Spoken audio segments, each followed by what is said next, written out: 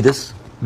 This is a map of all of the history of the expulsion of the Jews in Europe. They've been like, I have never seen a minority being kicked around this much, right?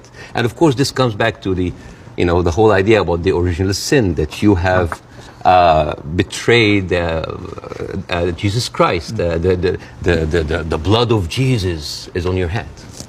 And then comes the 11th century. At that time, Jewish people were not allowed to own land.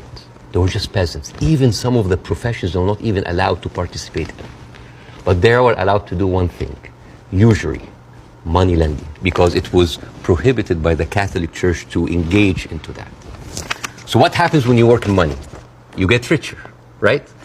And those Jews lived in ghettos. Now, ghettos was not just like isolated neighborhoods in cities. Sometimes ghettos were outside the city. This is like how isolated they were. And in those ghettos, they have to pay gold to the mayor or the governor or the prince or the noble.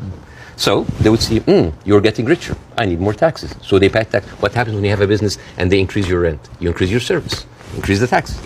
So what happened? The Christians started to default. And suddenly, the image of the greedy Jew was created. Shylock, merchant of Venice. This was the kind of oppression that the Jewish people went through. Fast forward 19th century, there was like the Eastern Jew in Ukraine and Russia, and there was the Western Jews in Europe. Those people in the Eastern Jews had to immigrate because there were pogroms and they were like, kicked out. And at a certain point, the people in the West, especially in England, it's like, there are too many Jews. We need a solution. A solution for what? For the Jewish problem. So it's like we need to get rid of them. And you know what? Palestine was not even in the A list. Palestine was in the B list. Because England proposed 6,000 square miles in Uganda for the Jews, 1903. And the reason why Palestine was not on the list, that it was objected by a lot of rabbis that said, like, it's a promised land, but only when the Messiah comes. But there were other options, Argentina, South Africa, Uganda, Madagascar. And eventually, they said, all right, let's do Palestine. So they went to Palestine in 1914. There was 700,000 people living in Palestine, 3% were Jewish. 1917, Balfour Declaration. Arthur Balfour, he called the Jewish people in England that they are alien and hostile race. And the thing is, the only Jewish member of the parliament, of the English parliament, Lord Montague, he objects, like, these are British citizens, we should not kick them out. So they pushed them, but it was not going fast enough. Came the Nazis. And then it was not about the solution anymore. It was the end losing, the final solution by Hitler, because he needed an answer for the Jewish question, the Judefrage.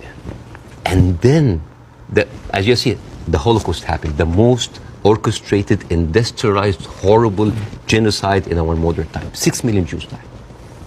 So it accelerated, and they went. First of all, they left Eastern Europe, and they went to West Europe, and they went to America, and they were turned down, and they were pushed towards Palestine. So by 1948, right before the declaration of the State of Israel, there were 2 million people living there. Only 30% of them was Jews. So the whole idea of like a land without a people to a people without a land was a marketing thing. They were already Palestinians. So suddenly, overnight, 1948, there were 1.5 million Palestinians. Half of them, 3/4 of them were overnight pushed into refugees. Yeah. And this is why it's called the Nakba, the catastrophe. So now we have all of this building up into the minds. And suddenly this was like a conflict, a hate, a problem that we didn't have to do anything with. This was basically pushed on us by the Europeans. You see, this is why it is important to say that. And I'm not saying that just like, let's wipe out the State of Israel, let's like push them in the sea. No, but it's important when you talk about the conflict, that you talk about the root causes, right?